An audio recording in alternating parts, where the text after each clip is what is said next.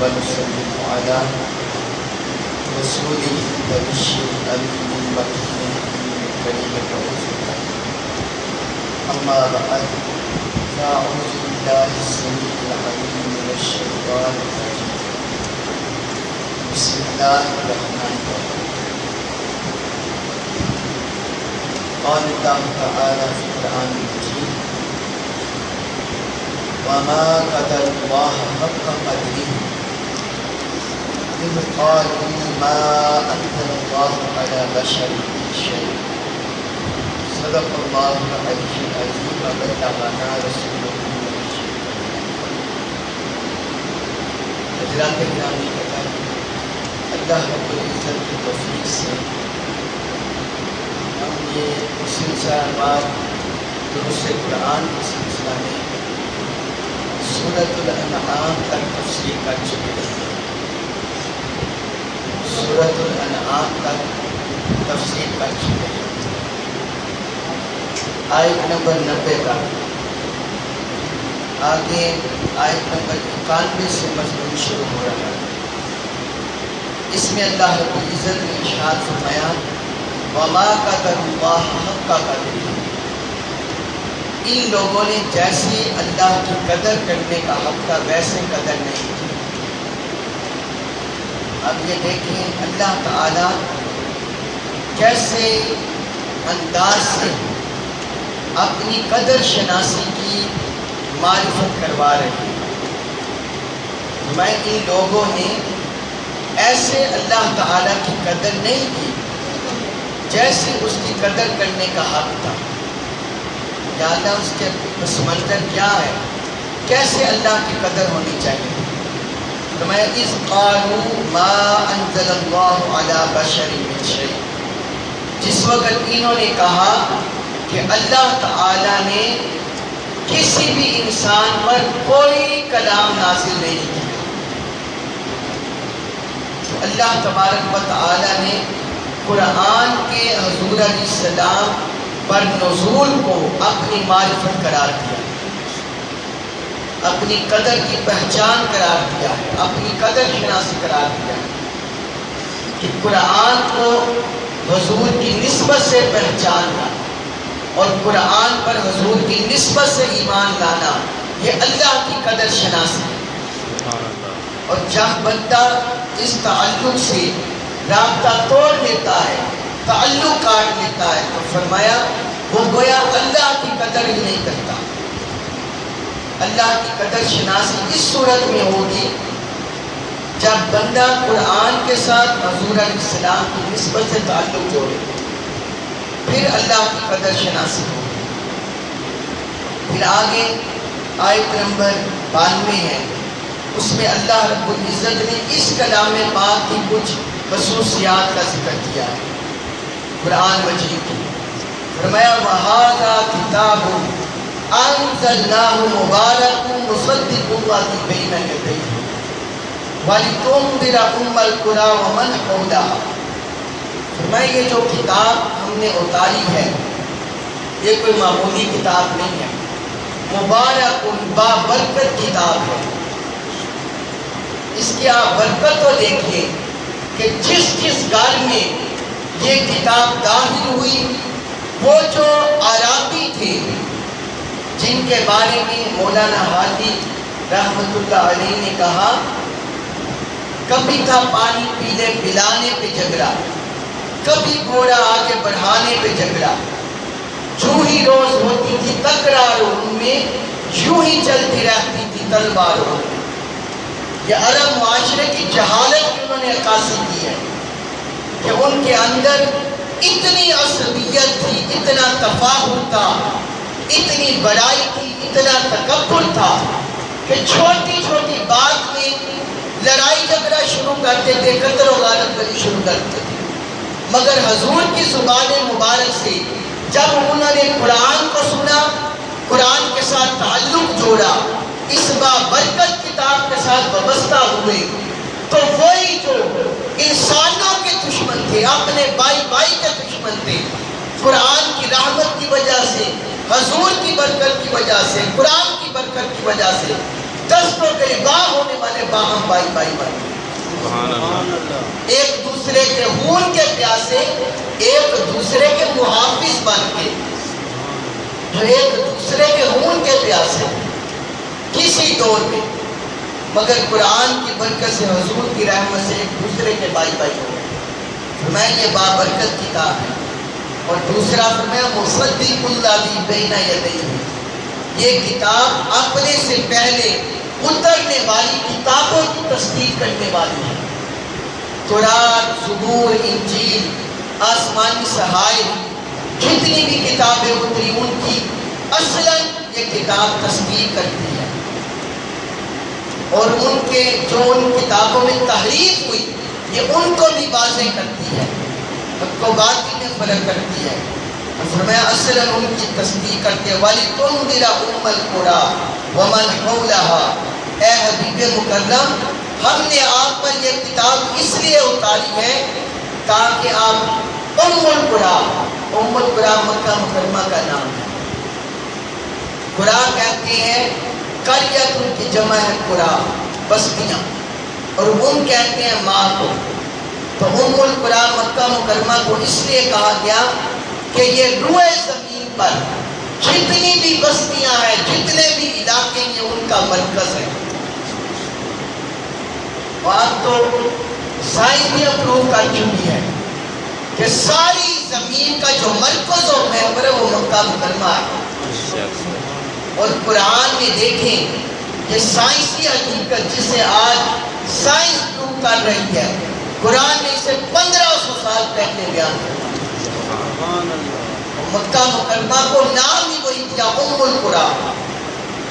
حضرت عبداللہ بن عباس رضی اللہ عنہما اور دیگر صحابہ کرام سے یہ حدیث مبارک بنتی ہے کہ یہ زمین جتنی بھی پھیلائی گئی ہے یہ مکہ مکرمہ سے پھیلائی گئی ہے، مکہ مکرمہ سے پھیلائی گئی ہے۔ اس کا مرکز و محور مکہ مکرمہ ہے۔ پھر آگے جب اللہ تبارک و تعالیٰ نے اسے پھیلایا تو یہ مکہ مکرمہ سے پھیلائی گئی ساری۔ تو فرمایا آپ ام القریٰ کے رہنے والوں کو جو ان کے ارد گرد علاقہ ہے اہل عرب کا، ان کو ڈرائیں۔ اس لیے یہ کلام پاک ہم نے آپ پر اتارا ہے۔ ہر نبی آپ کو پتا ہے جس قوم میں مبعوث ہوا ان کی زبان میں ہی مبعوث ہوا۔ تو چونکہ حضور علیہ السلام کہ جو اول مخاطبین تھے جن کی طرف آپ بھیجے گئے اور جہاں آپ کی ولادت ہوئی، جہاں بعثت ہوئی وہ اہل عرب ہے، تو آقا علیہ السلام کی زبان بھی عربی اور قرآن بھی عربی، قرآن بھی عربی، حضور کی زبان مبارک بھی عربی۔ تو یہ فرمایا ام القریٰ کی طرف۔ اور پھر آگے اللہ تعالی نے آیت نمبر 95 سے لے کر 100 تک اپنی خاص صفات کا ذکر کیا کہ اللہ تعالیٰ ہی گٹھری اور دانے کو پیدا فرمانے والا ہے، پھر مردہ کو زندہ سے، زندہ کو مردہ سے پیدا کرنے والا ہے۔ پھر یہ بھی اس نے فرمایا کہ اسی نے یہ ستارے بنائے ہیں تاکہ تم بحر و بر کی ظلمات میں، اندھیریوں میں تم ہدایت تلاش کرو، راستے تلاش کرو۔ پھر یہ اللہ تعالیٰ نے آسمان سے بارش اتارنے کا ذکر کیا ہے۔ پھر آگے اللہ تعالیٰ نے آیت نمبر 103 میں اپنی ذات کے بارے میں ایک لطیف نکتہ بیان کیا جس کو بعض نکتہ نظر رکھنے والے عقیدے کا وہ اس کی معرفت نہ پا سکے۔ اللہ پاک نے فرمایا لا تدرکہ الابصار وہو یدرک الابصار، آنکھیں اس کا احاطہ نہیں کر سکتی لیکن وہ ساری آنکھوں کا احاطہ کر لیتا ہے۔ یہاں لفظ آیت مبارکہ میں استعمال ہوا ہے ادراک اور رؤیت بصر میں فرق ہے۔ ادراک کا مطلب ہے کسی بھی چیز کو اس کے سارے گوشوں سے دیکھ لینا، کسی بھی چیز کا ہر گوشہ اگر نگاہ کے سامنے ہو اسے کہتے ہیں ادراک۔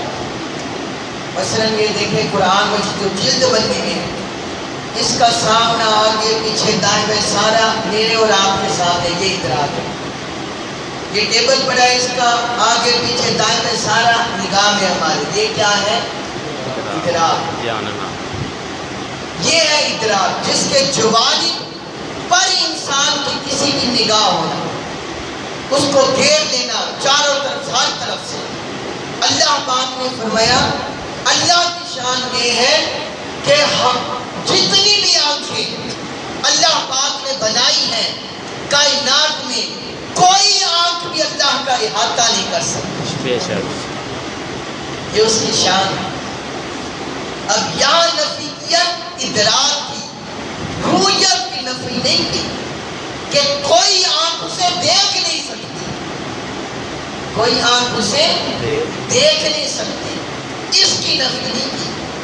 تو بعض لوگوں نے، بعض فرقوں نے ماضی میں بھی حال میں اس آیت مبارکہ کو پڑھا تو انہوں نے دنیا میں اور آخرت میں اللہ کی رؤیت کی نفی کر دی کہ نہ اللہ کو دنیا میں دیکھا جا سکتا ہے، نہ اللہ کو آخرت میں دیکھا جا سکتا ہے۔ حالانکہ آخرت کا اتنا واضح قرآن کے احکام ہیں اور قرآن کے ارشادات ہیں، قطعی عقیدہ ہے ہر مسلمان کا، کیونکہ اللہ تبارک و تعالیٰ نے قرآن میں خود ارشاد فرمایا وجوہ یومئذ ناظرہ الی ربہا ناظرہ، فرمایا قیامت کے دن بعض ایسے خوش نصیب تر و تازہ چہرے ہوں گے جو براہ راست اپنے رب کو تک رہے ہوں گے۔ سبحان اللہ۔ اور پھر حضور علیہ السلام سے خود صحابہ اکرام نے عرض کہ یا رسول اللہ کیا قیامت کے دن ہم اللہ کو دیکھیں گے؟ آپ صلی اللہ علیہ وسلم نے فرمایا ہاں تم ضرور دیکھو گے، جس طرح تم چودھویں کا چاند، چودھویں رات کا چاند دیکھتے ہو، اسی طرح تم رب کا دیدار کرو گے۔ سبحان اللہ۔ میں اس طرح تم رب کا دیدار کرو گے۔ تو آخرت کے بارے میں تو قطعی آیات ہے۔ اور پھر دنیا میں کس نے دیکھا رب کو؟ ظاہری آنکھوں سے کسی شخص نے نہیں دیکھا۔ دنیا میں کسی شخص نے رب کو نہیں دیکھا سوائے ایک ہستی کے، سوائے ایک ہستی کے، اور وہ کون ہے؟ ہمارے اور آپ کے آقا محمد مصطفیٰ صلی اللہ تعالیٰ علیہ وسلم۔ حضور علیہ السلام نے معراج کی رات اللہ تبارک و تعالیٰ کا براہ راست دیدار کیا، اور وہ بھی ادراک کی شکل میں نہیں، جیسے حضور کی شان جیسے اللہ نے دکھانا چاہا، جیسے اللہ پاک کا دیدار کیا۔ اور آقا علیہ السلام نے اس کے بارے میں بھی فرمایا میں نے کیا دیکھا؟ میں نے نور ہی نور دیکھا،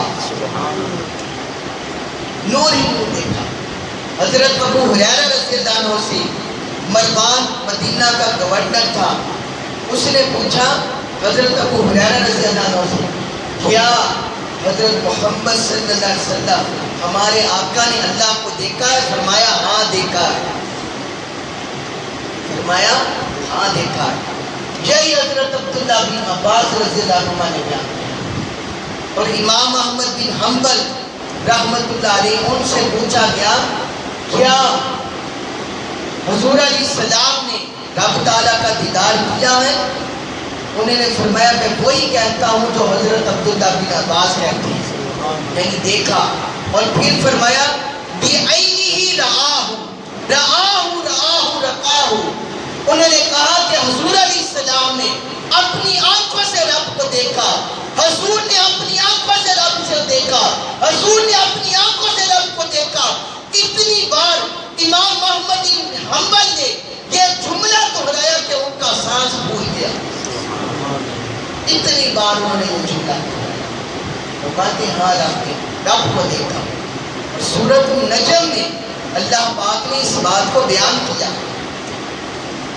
سورۃ النجم میں اس بات کو بیان کیا کہ ہمارے حبیب نے دیکھا، وہاں اشارے کنائے میں بات ہے، اور فرمایا تم کیا اس بات پر جگل رہے ہو اَفَتُمَارُونَهُ عَلَى مَا يَرَى، پہلی بار بھی ذکر کر دیا کہ دیکھا، سدرۃ المنتہا جہاں تک کائنات کی حدود کی وہ ذکر کر دیا کہ سدرۃ المنتہا کے پاس دیکھا، آگے عالم لامکا تھا، اور پھر آگے فرمایا اَفَتُمَارُونَهُ عَلَى مَا يَرَى، کیا رہے ہو جو انہوں نے دیکھا وَلَقَدْ رَآهُ نَزْلَةً أُخْرَىٰ جس وقت وہ واپس تشریف لا رہے تھے دوبارہ دیکھا. اللہ پاک نے میں تم ایک بات پر جگڑ رہے ہوں جو انہوں نے دیکھا جب وہ واپس تشریف لا رہے تھے پھر دیکھا. بعض لوگ کہتے ہیں کہ احادیث میں یہ بھی آتا ہے کہ حضور علیہ السلام نے معراج کی رات سدرۃ المنتہا کے پاس حضرت جبرائیل علیہ السلام کو دیکھا. حق بات ہے. بعض ان آیات کا اطلاق حضرت جبرائیل علیہ السلام پر کرتے ہیں. ہم کہتے ہیں چلو ٹھیک بات ہے ہم نے مان لی, لیکن رب نے تو 2 بار دیکھنے کا ذکر کیا. بات سمجھ آئیے, رب نے 2 بار دیکھنے کا ذکر کیا ہے. اگر ایک کو حضرت جبرائیل کے کھاتے میں ڈال دیں دوسرا کس طرف جائے گا؟ دوسرا کس طرف جائے گا؟ اور کیا اب یہ عقل میں آنے والی بھی بات نہیں کہ حضور علیہ السلام نے جبرائیل کو اپنی بعثت کے آغاز میں ہی دیکھ لیا تھا. جبرائیل کی اصل شکل صورت حضور علیہ السلام نے تو اپنے غاز نبوت میں دیکھ لیا تھا. جب حضور علیہ السلام گھبرائے ہوئے تشریف لائے اور فرمایا میں نے جبرائیل کو دیکھا, اس کے بعد آسمانوں تک دائیں بائیں سے پھیلے ہوئے تھے. وہ تو حضور علیہ السلام نے آغاز نبوت میں دیکھ لیا تھا, تو اتنا لامقام کا سفر طے کر کے کیا جبرائیل کو دیکھنے گئے تھے؟ یہ تو عقل میں آنے والی بات ہے. تو 2 بار کس کو دیکھا؟ اپنے رب اور خالق کو دیکھا, اپنے مالک کو دیکھا اور ان ظاہری آنکھوں سے دیکھا. اور پھر اسی سورہ آراف جو آگے آئی ہے اس میں ہم پڑھیں گے کہ جب حضرت موسیٰ علیہ السلام کوہ طور پر تشریف لے گئے, انہوں نے عرض کیا, جب اللہ سے کلام کیا, عرض کیا باری تعالیٰ ربی ارنی انظر الیک, باری تعالیٰ تو مجھے دکھا, میں تجھے دیکھنا چاہتا ہوں. اگر رب کو دیکھنا ممکن نہیں تھا تو وہ التجا ہی نہ کرتے. پھر اللہ تعالیٰ نے کیا فرمایا, اے موسیٰ پہاڑ کی طرف دیکھو, اگر یہ اپنی جگہ پر برقرار رہا تو پھر تم مجھے دیکھ سکو گے. رب نے بھی انکار نہیں کیا, اللہ تعالیٰ نے بھی انکار نہیں کیا کہ مجھے تو کوئی ہرگز نہیں دیکھ سکتا, نہیں انکار کیا. جب اللہ پاک نے تجلی ڈالی پہاڑ ریزہ ریزہ ہو گیا اور حضرت موسیٰ علیہ السلام بے ہوش ہو کر زمین پر تشریف لے, بے ہوش ہو کر زمین پر تشریف لے. اس وقت اللہ پاک نے فرمایا فلن ترانی, اے موسیٰ تو مجھے ہرگز نہیں دیکھ سکتا. لن ترانی, تو مجھے ہرگز نہیں دیکھ سکتا, کیونکہ مجھے دیکھنے والی آنکھ کوئی اور ہے, مجھے دیکھنے والی آنکھ کوئی اور ہے. اسی پر کسی شاعر نے کہا یہ ہوش رفت بیک مرتبہ صفات, یہ ہوش رفت موسیٰ یہ ہوش رفت بیک مرتبہ صفات, تو عین ذات می نگری در تبسم. موسیٰ پر صفات کی تجلی پڑی تو موسیٰ بے ہوش ہو گئے. اور یا رسول اللہ آپ اللہ کے حبیب ہیں, آپ رب تعالیٰ کا دیدار کرتے رہے اور چہرے پر مسکراہٹ, چہرے پر مسکراہٹ, مسکراتے مسکراتے آپ اللہ کا دیدار کرتے. پھر آگے اللہ تعالیٰ نے ایک اور مسئلہ بیان فرمایا وَلَا تَسُبُّوا الَّذِينَ يَدْعُونَ مِن دُونِ اللَّهِ فَيَسُبُّوا اللَّهَ عَدْوًا بِغَيْرِ عِلْمٍ. صبر اور برداشت کا ہمیں ایک لیسن دیا. فرمایا خبردار جو بت پرست ہیں تم ان کو گالیاں مت دو, ان کے بتوں کو گالیاں نہ دو. یہ نہ ہو کہ وہ عداوت میں بغیر علم کے اللہ کو گالیاں. تو اس سے اللہ تعالیٰ نے ہمیں یہ سمجھا دیا کہ جو آپ کا مخالف فریق بھی ہو اس کے اکابرین کو, بڑوں کو, جن کو مانتا ہے ان کو برا بھلا نہ کہو. کہیں وہ آپ کے حق کے جو قائدین ہیں بزرگ اکابرین ہیں ان کو برا بھلا نہ کہیں. صبر برداشت اللہ تعالیٰ نے ہمیں یہاں درس دیا. پھر آگے اللہ تعالیٰ نے 8واں پارہ شروع ہوتا ہے, اس میں فرمایا جن چیزوں پر اللہ کا نام لیا جائے ان کو کھایا کرو اگر تم اللہ پر ایمان لانے والے ہو۔ اس کی آیتوں پر 118 میں بیان کیا۔ پھر آگے اللہ تعالیٰ نے یہ بھی بیان فرمایا فَمَن يُرِدِ اللَّهُ أَن يَهْدِيَهُ يَشْرَحْ صَدْرَهُ لِلْإِسْلَامِ۔ یہ آیت نمبر 125 سورہ انعام۔ فرمایا جس کے ساتھ اللہ تعالیٰ بھلائی کا ارادہ کرتا ہے اس کے سینے کو کھول دیتا ہے،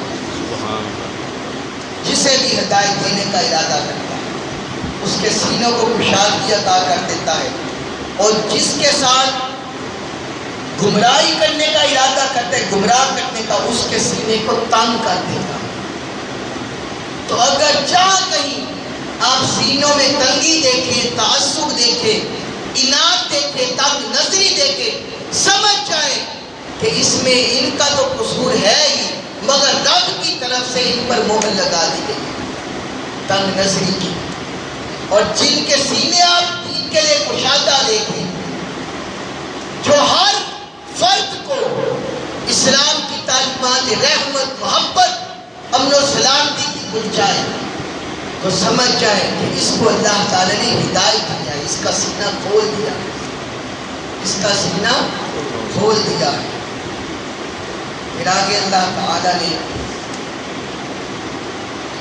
مزید وہی جو احکام جو کل میں نے آپ کو بتائے تھے کہ مشرکین نے جو جانوروں کے متعلق حلت و حرمت کے اپنے پاس سے عقیدے بنا لیے تھے ان کی تردید کی، وہ ایک رکوع میں۔ پھر اللہ تعالیٰ نے بنی اسرائیل کے بارے میں فرمایا، بڑے واضح احکام انہیں دیے۔ فرمایا قُلْ تَعَالَوْا أَتْلُ مَا حَرَّمَ رَبُّكُمْ عَلَيْكُمْ أَلَّا تُشْرِكُوا بِهِ شَيْئًا وَبِالْوَالِدَيْنِ إِحْسَانًا۔ فرمایا حبیب آپ آ جائیں، انہیں کہیں آ جائیں، جو تمہارے رب نے تم پر حرام کیا میں نے تمہیں بتا دیتا ہوں۔ پہلی چیز فرمایا اس کے ساتھ کسی کو شریک نہ ٹھہراؤ، وَبِالْوَالِدَيْنِ إِحْسَانًا، اور والدین کے ساتھ بھلائی کرو۔ پیچھے بھی آپ کو بتایا تھا کہ اس میں بھی رب نے اپنی عبادت کے ساتھ والدین کی بھلائی کو جوڑا۔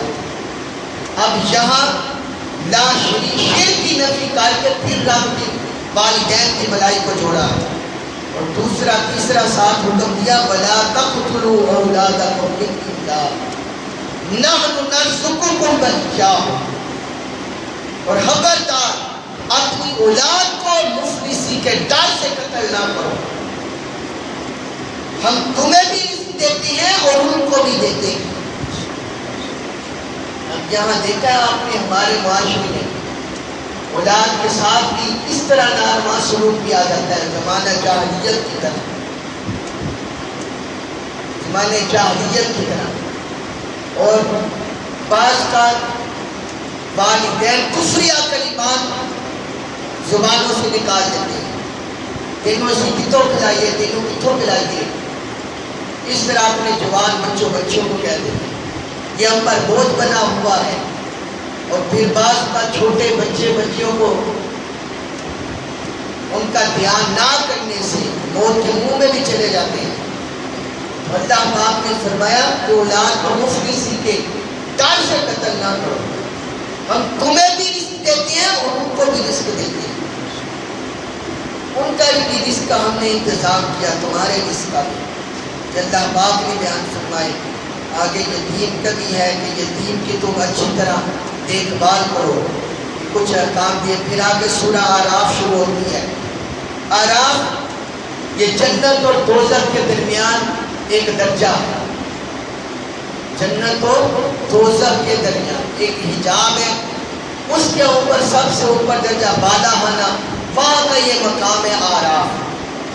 جب وہ لوگ ہوں گے جن کو مفسرین اکثریت مفسرین نے بیان کیا جن کی نیکیاں اور گناہ برابر ہوں گے، اللہ تبارک و تعالیٰ انہیں وہاں رکھے گا جن کی نیکیاں اور گناہ برابر ہوں گے۔ تو وہ ادھر دیکھیں گے جنت والوں کو تو جنت والوں سے بڑی خوشگپیاں ماریں گے، اور ادھر جہنم والوں کو دیکھیں گے وہاں ڈریں گے، اور آپ تعالیٰ سے کہیں گے یادہ ہمیں جہنم سے بچا کے رکھ۔ تو سورہ اعراف میں ان کا تذکرہ ہے، پھر حضرت آدم علیہ السلام کی تہذیب کا ذکر ہے، پھر یہ بھی اللہ تعالیٰ نے لباس کو اتارنے کی فلسفہ بیان کیا، یا بنی آدم قد انزلنا علیکم لباس یواری سوآتکم وریشا، فرمایا اے بنی آدم ہم نے تم پر لباس اتارا ہے۔ اس کے دو فائدے ہیں، دو اس کی حکمتیں ہیں، ایک یہ سوآتکم یواری سوآتکم وریشا، پہلا یہ تمہاری شرمگاہوں کو ڈھانپ کر رکھے، اور دوسرا یہ تمہاری زیب و زینت کا باعث ہے۔ اور اس سے ہمیں یہ مسئلہ معلوم ہوا ہمیں وہی لباس پہننا چاہیے جو ہمارے لیے زیب و زینت کا باعث ہو اور جو ہمارے تن کو ڈھانپ کر رکھے اچھی طرح، وہ لباس پہننا چاہیے جس میں ہمارے اعضاء ظاہر ہو، بے حیائی بے شرمی پھیلے، معاشرے میں فحاشی پھیلے، وہ لباس نہیں، اس لباس پہننے کی اجازت نہیں۔ اور زیب و زینت بھی جس سے ظاہر نہ ہو، انسان ایسے لگے جیسے یہ فقیر ہے، اچھا کھاتا پیتا ہو، اللہ پاک نے اسے رزق دیا ہو، اور اس کے بعد ایسے پہنے جیسے اس کے بعد پیسے ہی نہیں ہے لباس لینے کے لیے۔ تو اچھا زیب و زینت والا فرمایا، زیب و زینت والا جو تمہارے لیے، اور آگے فرمایا وَلِبَاسُ التَّقْوَىٰ ذَلِكَ خَيْرٌ، صرف تمہاری توجہ ظاہری لباس کی طرف نہیں جانی چاہیے، تقویٰ کا لباس وہ سب سے بہتر ہے۔ میں جو تقویٰ کا لباس ہے وہ بہتر ہے، اس کو اپنے اوپر اوڑھنے کی کوشش کریں کہ تمہارے دل میں اللہ کا تقویٰ اتر آئے، تمہارے باطن میں اللہ کا تقویٰ اتر آئے، وہ بھی اپنے اوپر اتارنے کی کوشش کرو۔ آگے اعراف کا ذکر ہے، جہنم، اہل جنت جہنم کا تذکرہ ہے۔ پھر آگے 8ویں پارے کے 15ویں رکوع سے اللہ تعالیٰ نے انبیاء اکرام کی بعثت کا ذکر کیا اور ان کی دعوتوں کے مرکزی اہداف بیان کیے۔ جب ہم حضرت نوح علیہ السلام کا دیکھتے ہیں، یہ آپ کو جو اس مقام پر اللہ پاک نے بیان کیا، یہ ہمارا آج کا موضوع ہے، مختصر گفتگو کر کے بات ختم کرتا ہوں۔ اللہ تعالیٰ نے حضرت نوح علیہ السلام کو بھیجا، فرمایا لقد ارسلنا نوحا الی قومہ فقال یا قوم اعبدوا اللہ ما لکم من الہ غیرہ، ہم نے نوح کو ان کی قوم کی طرف بھیجا، انہوں نے اپنی قوم سے کہا اے میری قوم تم اللہ کے علاوہ کسی کی عبادت نہ کرو، مگر وہ 950 سال تک قوم کو تبلیغ کرتے رہے، قوم نہ مانی، آخر غرق کر دی گئی۔ پھر حضرت ہود کا ذکر ہے کہ قوم عاد کی طرف انہیں بھیجا، انہوں نے بھی یہی دعوت دی، قال یا قوم اعبدوا اللہ ما لکم من الہ غیرہ، اے میری قوم تم اس اللہ کی عبادت کرو جس کے علاوہ کوئی معبود نہیں۔ پھر آگے حضرت صالح علیہ السلام کا ذکر ہے، انہوں نے بھی یہی دعوت دی، قال یا قوم اعبدوا اللہ ما لکم من الہ غیرہ، اے میری قوم تم اس اللہ کی عبادت کرو جس کے علاوہ کوئی معبود نہیں۔ کتنی قوموں کا ذکر ہو گیا؟ تین اقوام کا۔ تینوں کی دعوت کا مرکزی ہدف ہے اللہ کی عبادت، یہ مرکزی ہدف توحید۔ چونکہ شروع زمانہ سے انسان کی عقل پروان چڑھ رہی تھی، کچی عقل تھی، نافہم تھی، سمجھ بوجھ نہیں تھی اتنی، تو جیسے ہی وہ کوئی اپنے ہاتھوں سے بت بنے ہوئے دیکھتے اس کو سجدہ کرنے لگ جاتے، شرک بہت زیادہ تھا۔ لہٰذا انبیاء اکرام جب ہم پہلے انبیاء کی دعوت کا مرکزی ہدف دیکھتے ہیں تو وہ توحید نظر آتا ہے، مگر جو زمانہ آگے بڑھتا گیا انبیاء کی دعوت کے اہداف بھی بڑھتے گئے، انبیاء کرام کی دعوت کے اہداف بھی مقاصد بھی بڑھتے چلے گئے۔ اب چوتھے نبی کا ذکر آتا ہے، اس کے بعد حضرت لوط علیہ السلام کا، تو انہوں نے اپنی قوم سے کہا اتأتون الفاحشۃ ما سبقکم بہا من احد من العالمین، فرمایا اے میری قوم تم اس فحاشی کی طرف کیوں جاتی ہو جس طرف تم سے پہلے پوری دنیا میں کوئی بھی نہیں گیا۔ ان کی قوم میں لواطت کی بیماری تھی، مردوں کی مردوں کے ساتھ بدفعلی، یہ ان کی قوم میں مرض تھا۔ تو ان کی دعوت کا مرکزی ہدف تھا قوم کو اس لعنت سے نجات دلانا۔ اب ان کی دعوت کا مرکزی ہدف توحید نہیں تھا۔ تو چوتھے نبی پر آ کر لاکھوں 1,24,000 انبیاء کرام گزرے، تو قرآن میں 14 انبیاء کرام رسولوں کا ذکر ہے۔ تو یہاں آ کر دعوت کا نقطہ بدل گیا۔ اسی طرح آگے حضرت شعیب علیہ السلام کا ذکر ہے، انہوں نے کہا یا قوم اعبدوا اللہ ما لکم من الہ غیرہ، میری قوم اللہ کی عبادت کرو جس کے علاوہ کوئی معبود نہیں۔ ساتھ اس کے ساتھ ان کے دعوت کے اور اہداف بھی شامل ہو گئے۔ انہوں نے ساتھ یہ فرمایا فَأَوْفُوا الْكَيْلَ وَالْمِيزَانَ وَلَا تَبْخَسُوا النَّاسَ أَشْيَاءَهُمْ وَلَا تُفْسِدُوا فِي الْأَرْضِ بَعْدَ إِصْلَاحِهَا، اے میری قوم ناپ تول پورا کیا کرو اور لوگوں کو ناپ تول میں کاٹا نہ دیا کرو، نقصان نہ کیا کرو۔ وَلَا تُفْسِدُوا فِي الْأَرْضِ بَعْدَ إِصْلَاحِهَا، اور زمین میں امن و سلامتی کے بعد اس میں فساد نہ کرو۔ تو یہاں تین ان کے اہداف شامل ہو گئے، ایک توحید، دوسرا ناپ تول میں پورا کرنا، تیسرا زمین میں فساد نہ کرنا۔ تین ان کی دعوت کے اہداف ہو گئے۔ زمین کو دہشت گردی سے محفوظ کرنا، امن و سلامتی کا گہوارہ بنانا۔ پھر آگے حضرت موسیٰ علیہ السلام کا ذکر آتا ہے۔ ان کی دعوت کا مرکزی ہدف کیا تھا؟ وہ جب فرعون کے دربار میں گئے اور انہیں کہا کہ ہم تمہارے پاس رب کی طرف سے دلیل لے کر آئے، معجزہ لے کر آئے، فَأَرْسِلْ مَعِیَ بَنِی اسرائیل، تم میرے ساتھ بنی اسرائیل کو بھیج دو۔ حضرت موسیٰ اور ہارون علیہ السلام کی دعوت کا مرکزی ہدف آپ کے دھیان سے سن لیں، یہ قرآن نے کئی مقام پر بیان کیا ہے، اور یہ مرکزی ہدف بتانے سے پہلے آپ سے یہ بھی پوچھو کہ قرآن میں کس نبی کا زیادہ تذکرہ ہے؟ حضرت موسیٰ علیہ السلام۔ قرآن میں کس نبی کا زیادہ ذکر ہے؟ حضرت موسیٰ علیہ السلام۔ اور بنی اسرائیل کا ان کا زیادہ تذکرہ ہے۔ اب کیا حکمت ہے کہ قرآن میں باقی انبیاء کرام اور ان کی اقوام کا اتنا ذکر نہیں ہے جتنا حضرت موسیٰ اور ان کی قوم کا ہے؟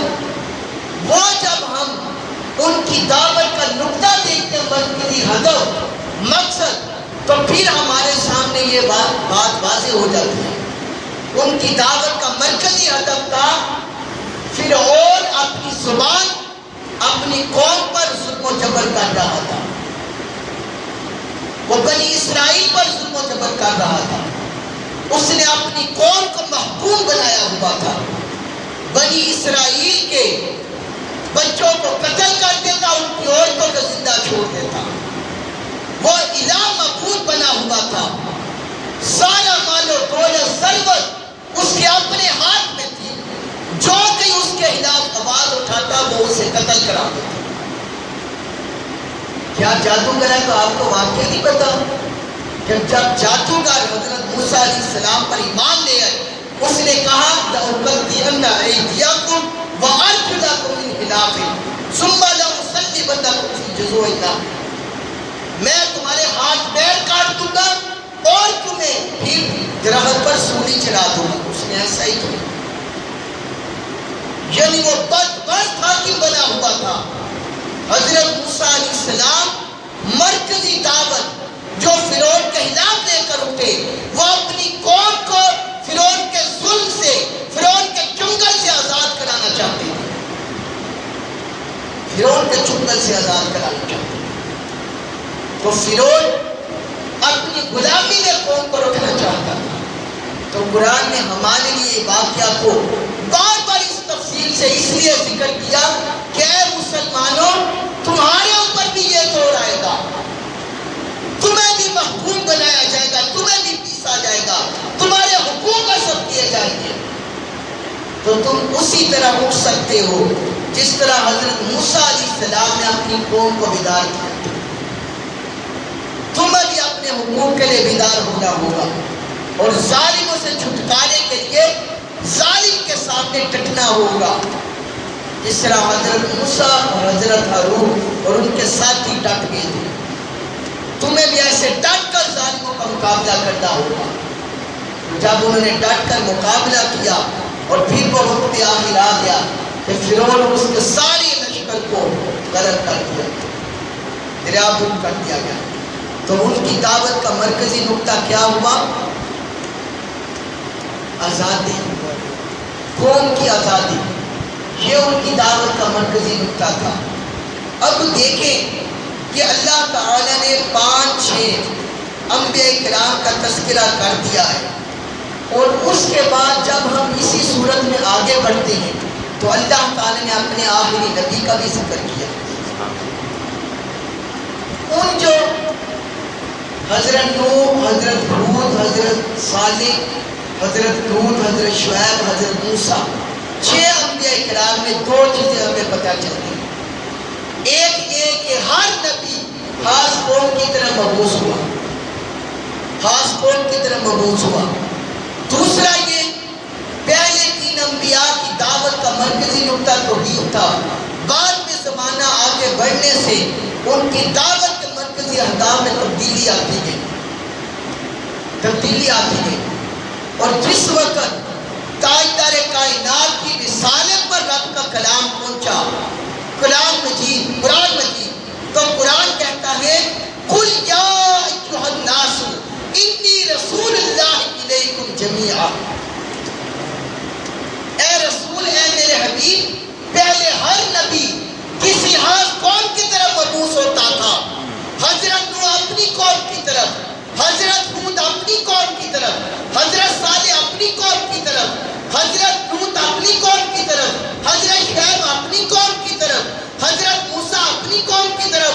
جس وقت ہم نے آپ کو رسول بنا کر دنیا کی طرف بھیجا ہے، آپ صرف مشرق وسطیٰ کے لیے نہیں ہیں، آپ صرف اہل عرب کے لیے نہیں ہیں، آپ براعظم ایشیا والوں کے لیے نہیں ہیں، آپ براعظم یورپ کے لیے نہیں ہیں، آپ امریکہ کے لیے نہیں ہیں، افریقہ کے لیے نہیں ہیں، ساری دنیا آپ کی رسالت کے تحت ہے۔ قُلْ يَا أَيُّهَا النَّاسُ إِنِّي رَسُولُ اللَّهِ إِلَيْكُمْ جَمِيعًا۔ اے حبیب فرما دیجئے کہ میں، اے بنی آدم، اے انسانوں، اے بنی و انسان، میں تم سب کی طرف اللہ کا رسول بن کر، تم سب کی طرف اللہ کا رسول بن کر، اب جتنے بھی انسان آئیں گے وہ سارے میری رسالت کے تحت، ساری میری نبوت و رسالت کو مانیں۔ تو ایک حضور کی رسالت کا دائرہ ہر طرف پھیلا دیا، اور دوسرا آپ کی بعثت کا مقصد بیان کیا، وہ الذی ارسل رسولہ بالہدی ودین الحق لیظہرہ علی الدین کلہ۔ ہم نے اپنے حبیب کو، اللہ پاک نے فرمایا اس ذات نے اپنے رسول کو ہدایت کے ساتھ اور دین حق کے ساتھ بھیجا ہے تاکہ وہ انہیں ہر دین پر غالب کر دے۔ جب 8 ہجری کا سورج طلوع ہوا تو اس وقت یہود و نصارہ بھی حضور علیہ السلام کے سامنے سر نگو تھے، اور سارا عرب مشرکین بھی سارے حضور کے آگے سر نگو تھے۔ اللہ پاک نے اپنا وعدہ پورا کر دکھایا اور حضور کا مقصد مکمل ہوا۔ اللہ تبارک و تعالی ہمیں قرآن کی معرفت عطا فرمائے، قرآن کا فہم عطا فرمائے، اور حضور علیہ السلام کی ہماری رسالت کی معرفت عظمت عطا فرمائے، اور آقا علیہ السلام کے غلام اطاعت ہمیں نصیب فرمائے۔ وما علینا الا البلاغ۔